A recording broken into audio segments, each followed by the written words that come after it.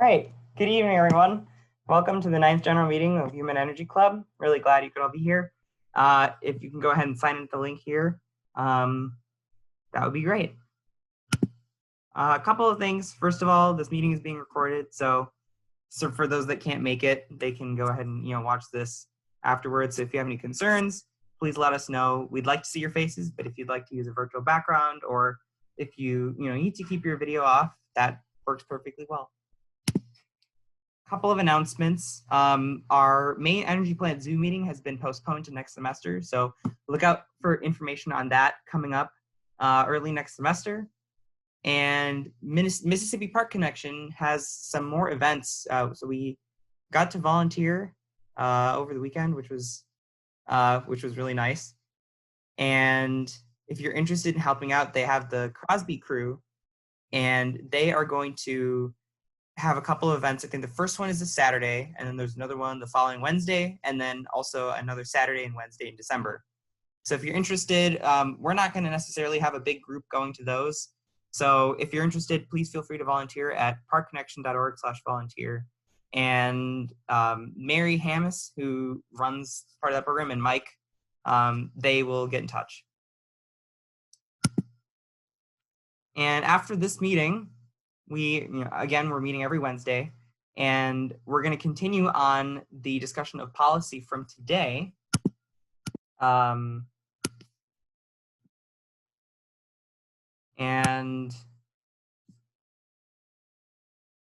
one second, I've just gotten a message in the chat really quick.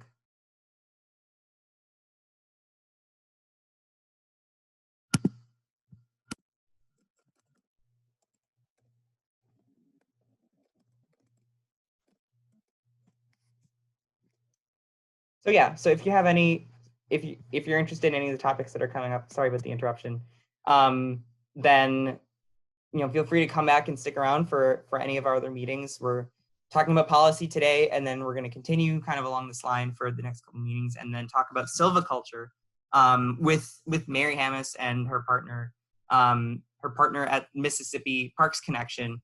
Mary Hammis from Mississippi Parks Connection, then Dr. Marcelo Minmuller Campione is professor at the university, and so they're collaborating over this project. So if you're interested in hearing about that, that'll be coming up early next month.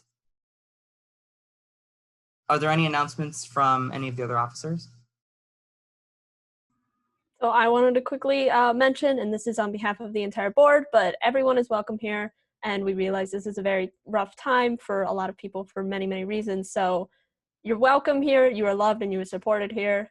And so if not enough people have been telling you that, we will tell you that however much you need. So yes. Thanks very much, Kat. Yeah, I've been kind of blocking all of the news. I've been living under a rock sort of intentionally. It's definitely done some good for my own brain. So, I encourage any of you to find ways to care for yourselves, make sure you're sleeping, eating. These are all important things, just to make sure that you are taking care of yourself. And then, as you can, take care of, people around you. All right. And with that, I'm going to hand it over to Nolan for his sus chat.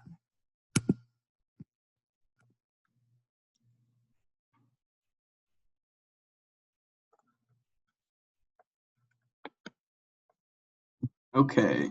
Can everyone see my screen all right? Okay, cool.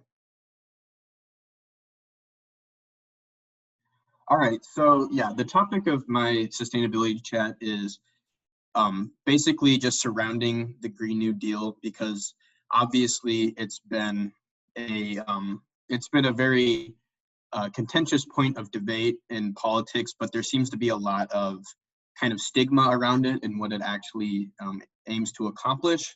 So I thought that it would just be a good idea to kind of like demystify it and then just discuss overall if it would be doing enough to solve the climate crisis. So I think first it's just kind of important that we can kind of set the general foundation of like what the Green New Deal is meant to accomplish, because when you actually look at the documentation itself, you find out that it includes a lot more than just reducing carbon emissions. It's kind of a it's kind of meant to encompass a complete structural transition for our economy and just our infrastructure in the country as a whole. So I included this quote from the New York Times that I thought summed up I guess, the main focuses of the Green New Deal pretty well. But one of the most important things I think to remember is that the Green New Deal itself is a non-binding Congress resolution, which means that even if it were voted on and approved in both the Senate and the House, nothing would become law per se. It's better to think of the Green New Deal as more of a set of guidelines that if it was passed in the Senate and the House, that Congress would then kind of focus on in the years going forward. So as far as the history that it's had as a piece of legislation was back in March 25th of 2019, the Senate ended up forcing a vote on it. And it was kind of a weird event, I guess, for lack of a better word, because the vote ended up going 0 to 57, all of the 57 votes being in opposition, but that was largely because many of the resolution supporters, all of which were Democrats, felt that the Senate Republicans were not treating it fairly because they refused to hold any official congressional hearings or expert testimonies on the resolution itself, and they just wanted to vote on it, probably just to get it out of the way. So all of the resolution supporters actually ended up just voting present when the vote happened, so that's why it went 0 to 57. But since this vote over a year ago, there haven't been any more official motions for it in Congress. So ever since then, it's just been kind of sitting and there hasn't been any actual further legislative movement. So I think before we actually discuss what the Green New Deal like entails specifically, I thought it would be a good idea to sort of have everyone here use the whiteboard on Zoom and make their own resolutions for the Green New Deal for just what they would think would be the best piece of, or the best resolution. And then we can then at the end kind of compare it with what was actually written in the document itself. So I'm going to switch away from the screen sharing mode and I'm going to start, I'll start the whiteboard.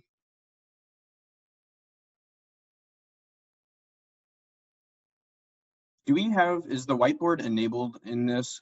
It's usually at the top, isn't it? Where do I go to access that? Do you know, Vijay?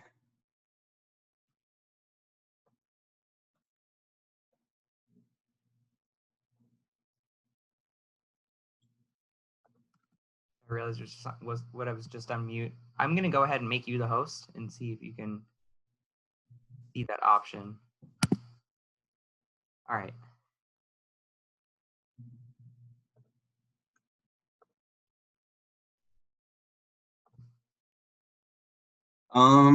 I don't see. I think you can go to share screen and I think there's a whiteboard option there. Oh yeah, there it is. Okay, yeah, so here you go. So yeah, I think we'll just take probably like 5 or so minutes, maybe a little bit less, and then you guys can just put down whatever you think would be good resolutions to include in the Green New Deal before we discuss the specifics of it.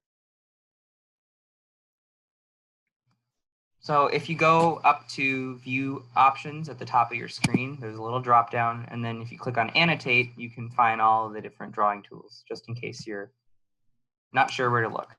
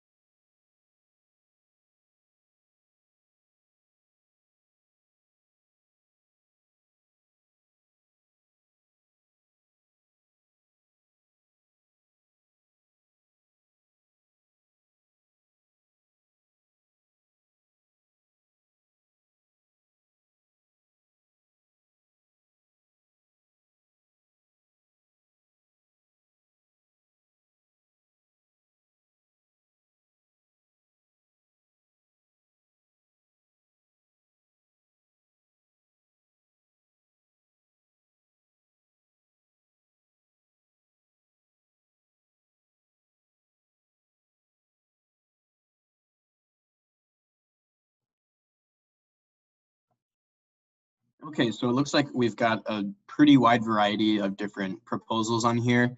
And that's good because as we'll see in the next slide that I'm going to show, there's definitely a lot more than at least I initially thought that's encompassed in the Green New Deal. So you'll kind of see how there's going to be a lot of overlap with what we've put here with what they actually included in the Green New Deal. So I'm going to go ahead and save this whiteboard so then we can look at it again later and then compare it with what we just wrote. So if I go back, okay.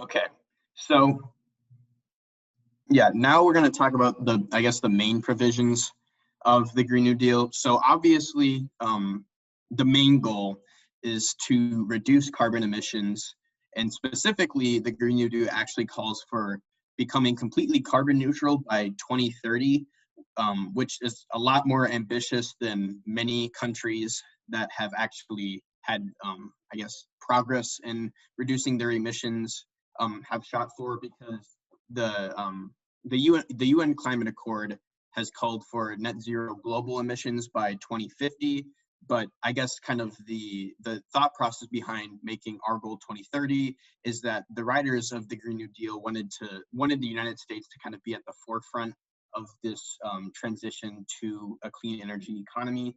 So that's why 2030 was the goal that was written into the resolution. But it's also important to remember that the Green New Deal includes a lot more than just support for renewable energy and cutting emissions.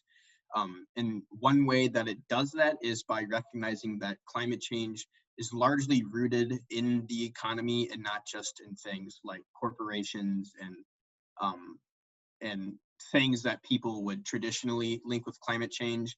And there's this quote from a historian named Adam Tooze that I really thought kind of encompassed the sentiment of the Green New Deal really well. He said that the Green New Deal turns the question from polar bears and icebergs to a political economy.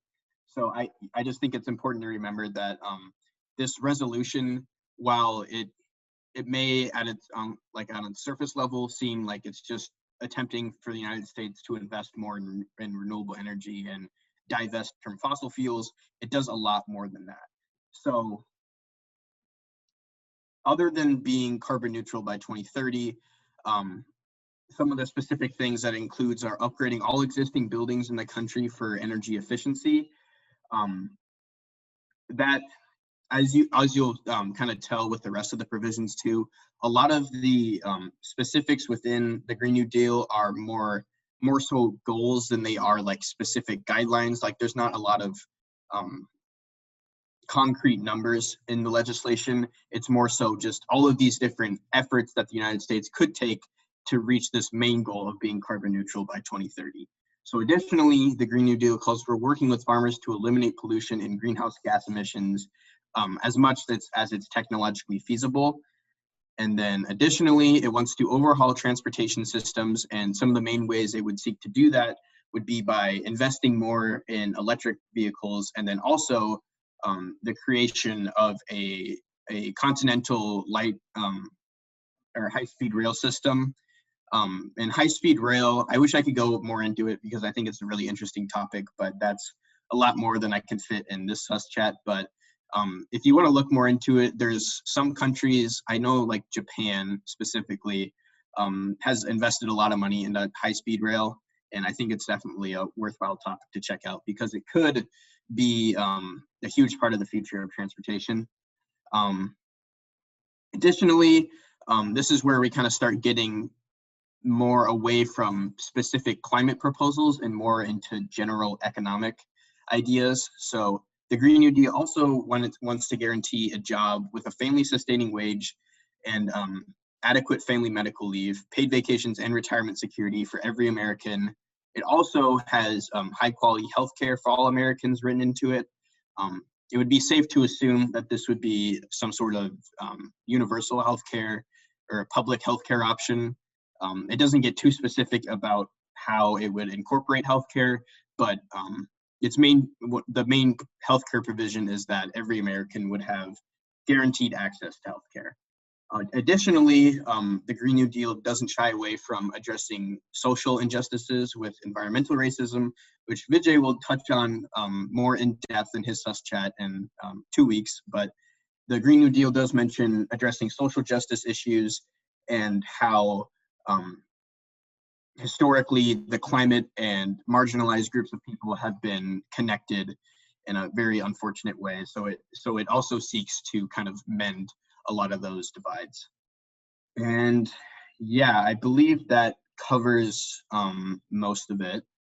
So if we go on to the next slide, I'm sure that a lot of people have heard about a lot of myths about like what the Green New Deal will do, just from different major news outlets, and how people tend to spin things, because it's obvious. It was, at least in 2019 for sure, it was a huge topic of debate. So obviously, as with any topic, people are gonna make things up to try to get people to go on their side. But I think one of the most prevalent myths about it is that people are saying that the Green New Deal would make it like illegal to consume beef and dairy products, which first of all does not even apply, because once again, the Green New Deal is a resolution, not a binding piece of legislation. So even if it was passed, nothing would become law. And all the Green New Deal really specifies about the agricultural sector is that they want the government to work like closely with farmers in order to help make their practices, I guess, less harmful to the environment and to reduce emissions overall. By no means does that mean that the dairy industry needs to be eradicated. Obviously, the dairy industry and just livestock in general are the source of a lot of different environmental problems, but that doesn't mean that there aren't solutions that can be implemented to help nullify some of those consequences that are currently in place. Additionally, there were a lot of myths going around that like airplanes will be made illegal and that you'll have to travel by high-speed rail everywhere. Ideally, a high-speed rail system would be in place that would be robust enough where it could largely replace air travel, but it's by no means saying that we need to get rid of air travel or like gas-consuming cars. It just states that transportation emissions should be reduced as much as technologically feasible, and then it suggests like the main ways of reaching that goal would be high-speed rail, zero-emission vehicles, and electric cars. So there's no specific mention of air travel. Once again, the Green New Deal is largely about providing these broad general goals and then letting kind of the rest of the country and the economy and the private sector help figure things out on their own with the goals that Congress would then have put in place. And it is, I think, important to remember that despite all of these myths, that the transition to a carbon-free infrastructure would require a lot of major changes. I think it's unrealistic to expect that we wouldn't see major changes to our own lives, but these changes are obviously very negative, or I mean, they're not negative. Sorry, I worded that wrong. These changes obviously don't have to be negative because they're meant to make the world and our country specifically a better place to live in. So it doesn't necessarily mean that change is a bad thing. And it's important that I think people keep an open mind to how things could change in order to make the country be better in terms of carbon emissions and just overall well-being. So, along with all of the myths that were kind of being sown about the Green New Deal, a lot of the talk around it was, okay, here's this huge resolution with all of these different things from healthcare to guaranteed jobs to a carbon-free economy. All of that sounds so good and well, but like, is it actually possible? Is there a way that the United States can afford it and implement it in time? And there's just a lot of questions that people have about it. And I for good reason, obviously, because of how huge of an undertaking it would be. So once again, the Green New Deal is a loose framework. So technically, these goals that Congress would then put in place, none of them would technically be impossible because nothing is binding. It would just be more difficult on how Congress would eventually go about specifically reaching those goals. There were a lot of claims going around that it would cost upwards of $93 trillion to kind of reach all of the goals that the Green New Deal was calling for.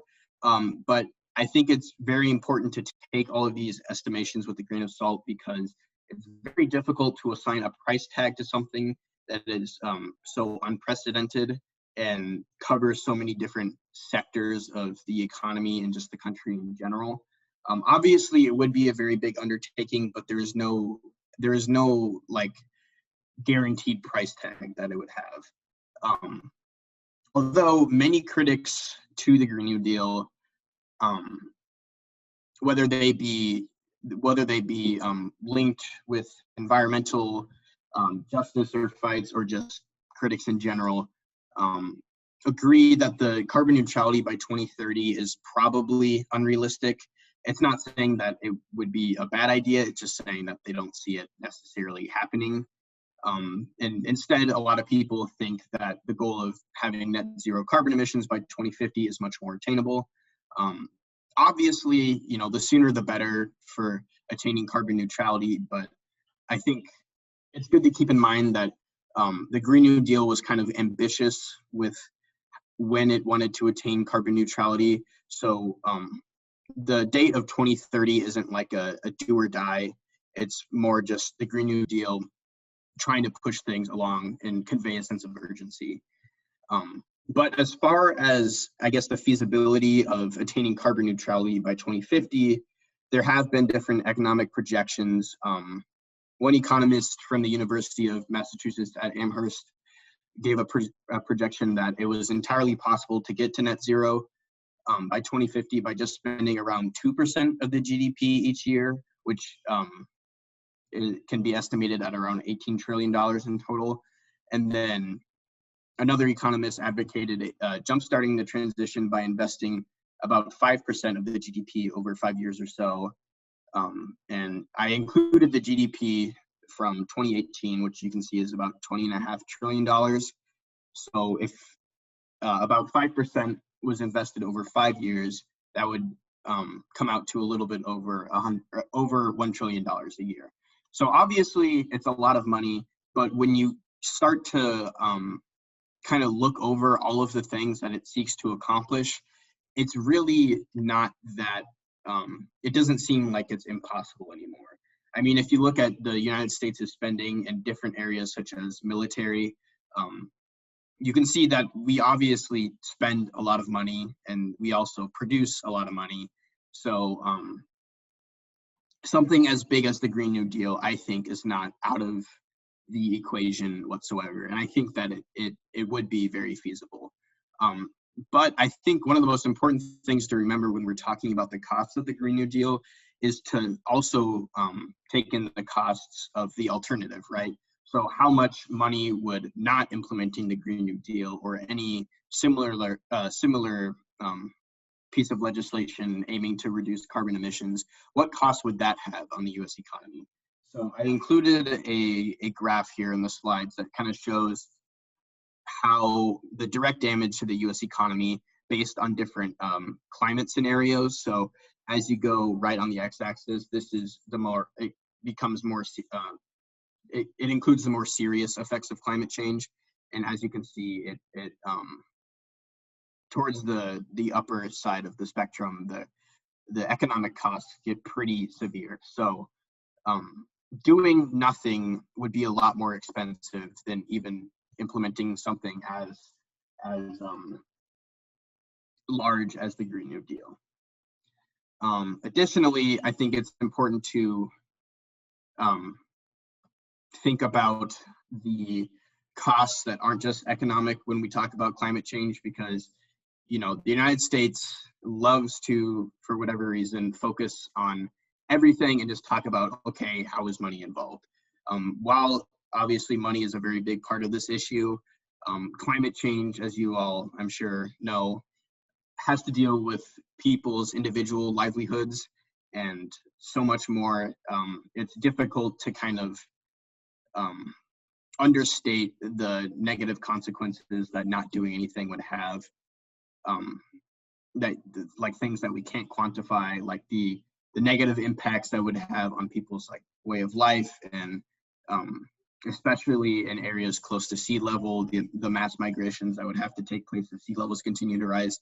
I mean, the list goes on and on. So yeah, it's just, I think it's really important to not just view a resolution such as the Green New Deal strictly in terms of dollars, because its impact is very far-reaching. So I guess in summary, as costly as the Green New Deal may be, I think that it is very, very necessary given the dire situation of climate change. And I think in addition to that, it is very possible based on different economic projections.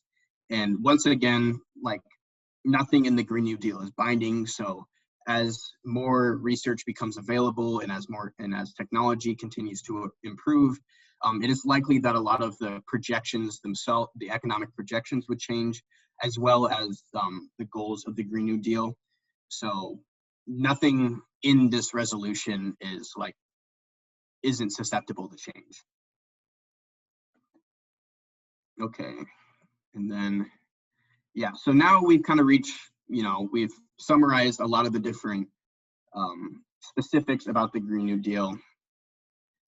So now going back to the initial question I asked of, okay, is the Green New Deal enough? Would implementing the Green New Deal solve the majority of our problems in relation to climate change? And it's hard to say definitively. It'd be really nice to know, like, if we just had this one piece of legislation that would solve everything. But unfortunately, climate change is such a huge of an issue that it's difficult to assign a yes or no answer to anything. But I think if you kind of look at it like segment by segment, you can get a pretty good idea of how successful it would be in accomplishing some of the goals that we need to have. So obviously it would tackle the main issue of net zero carbon emissions, albeit in maybe an unrealistic timeline. But once again, the goal of 2030 isn't like, it's not mutually exclusive for the Green New Deal itself. And additionally, it incorporates the necessity to completely change our infrastructure and our economy, which I think it's very good that it hits on that, because it has helped kind of change the general mindset, I think, in the country about how big of an issue climate change is and how it needs to be addressed. It's not just about like reducing the amount of fossil fuels you use. It's about completely rethinking and redefining how we get our energy and how our nation's infrastructure is comprised. So within this, it also outlines the necessity for new jobs, which is, I think, is a really good talking point for the Green New Deal, because not only does it kind of show the necessity to make this big transition in the economy, but I think it also garners a lot more public interest for the Green New Deal, because anytime you include the possibility of a piece of legislation creating new jobs, it always becomes a lot more popular.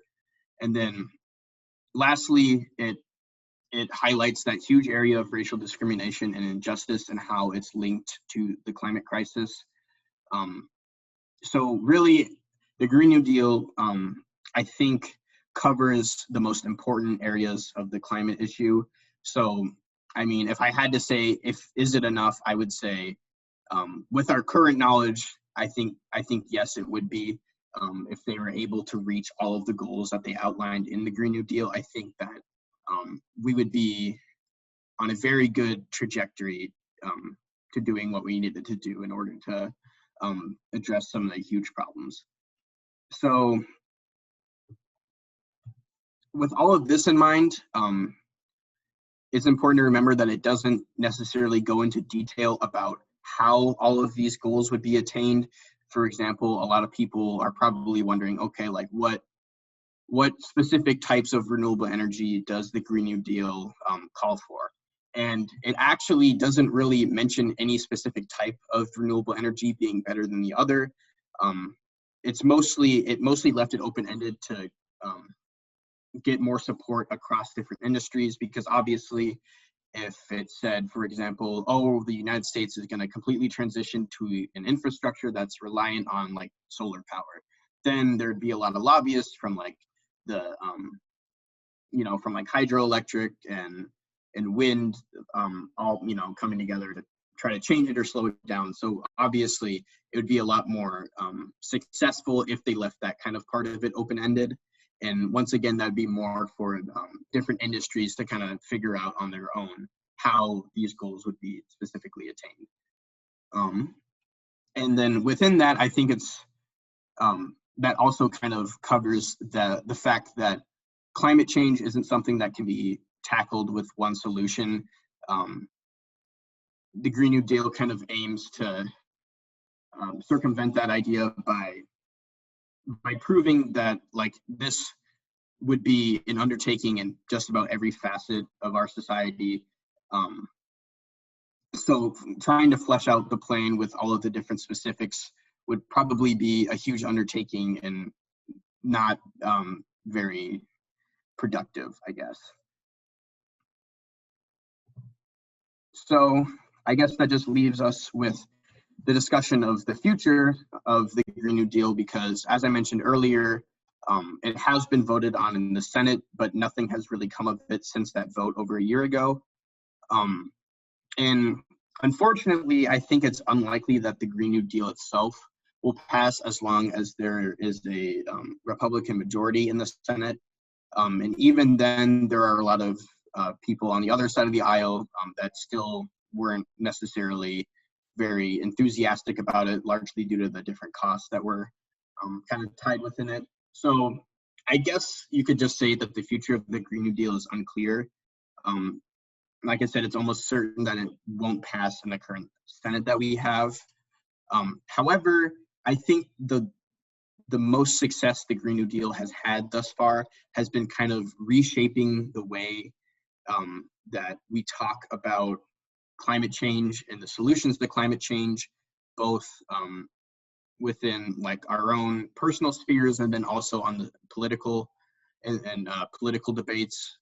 I mean, I think it was pretty obvious. There's been a huge change, or a huge shift in the dialogue. Like if you watch the Democratic primaries, for example, that was one of the huge litmus tests in the primaries was, okay, like, does this candidate support the Green New Deal and what's their stance on it?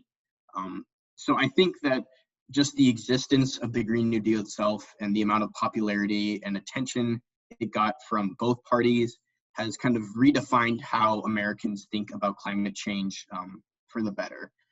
And then as you can see, I've included a couple of graphs here that show just support across different demographics for the Green New Deal on the right. And then on the left, I thought this was pretty interesting. It kind of shows how effective different segments of the Green New Deal are at like convincing people of its worth.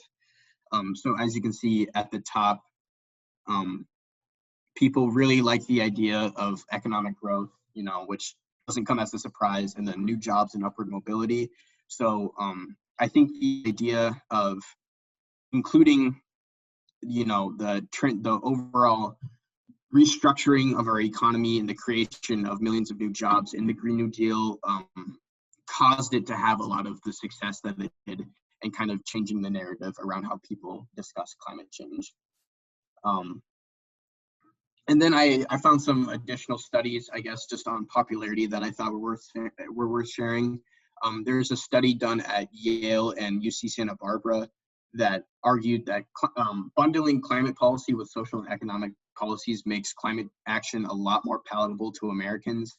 So when we make climate change an issue of economic growth and I guess the alternative, economic failure, it becomes a lot more serious of an issue to many Americans than telling them like, oh, the polar ice caps are melting, which, you know, is unfortunate that it had to come to that, but you know, whatever works. So I think that's what's important to remember. And then additionally, some like the specifics of like the industrial policies within the Green New Deal, such as a clean energy union mandate and federal jobs guarantee, actually would end up boosting national support for climate policy by as much as 14 points. And then on the top of that, adding other democratic priorities such as affordable housing, a $15 minimum wage, also was found to increase party members' approval, particularly among African Americans. And doing all of those things actually didn't reduce the GOP's approval for climate plans. So it seems like the more, I guess, issues that the Green New Deal would seek to resolve, the more popular it becomes. Okay, so now that we have discussed you know, the Green New Deal pretty thoroughly, I think it'd be a good idea to look again at our at the resolutions that we included earlier. So I believe I saved a screenshot of that. Oh wait, I can just go back here. Sweet. So now we have the whiteboard up again. So I think we should take a couple more minutes just to add any other resolutions that you think would be worthwhile to our own little Green New Deal, and then we can kind of discuss what we have on here once everyone does that.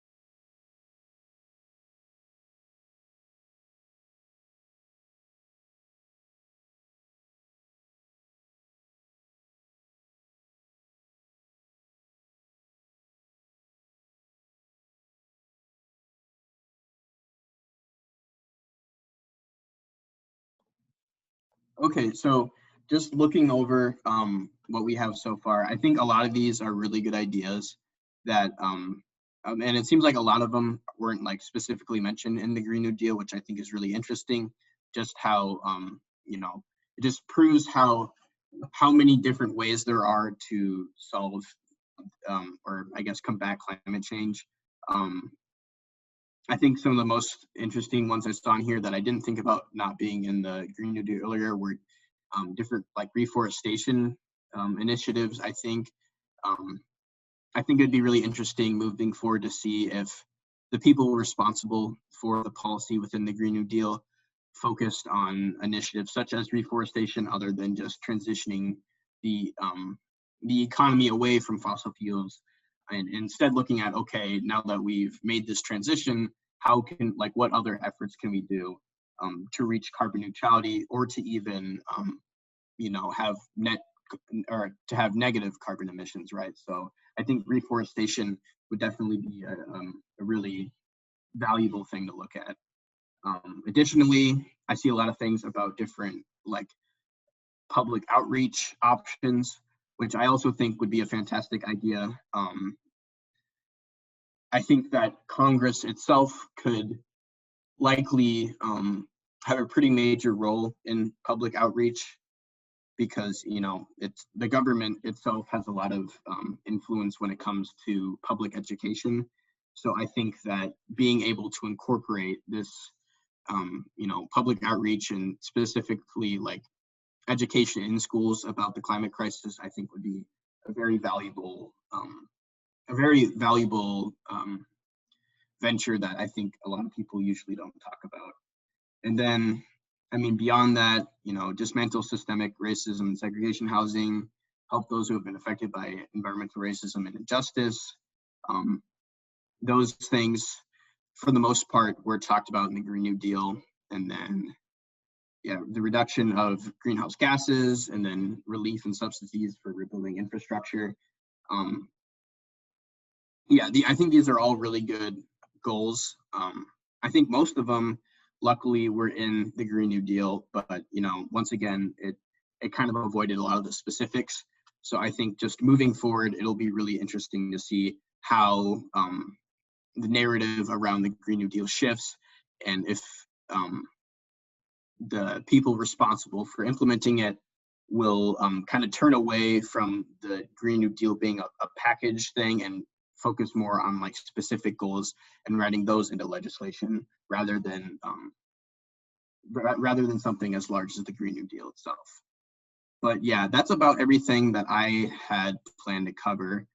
We've got about 10 minutes left in our meeting, so I think I'll just turn things back to Vijay. Unless anyone has any questions, feel free to put them in the chat. I'll do my best to answer them, just about, like, specifics about the Green New Deal. I know it can be really confusing because it's, you know, such a huge topic, but I'll do my best to answer them if anyone has any questions.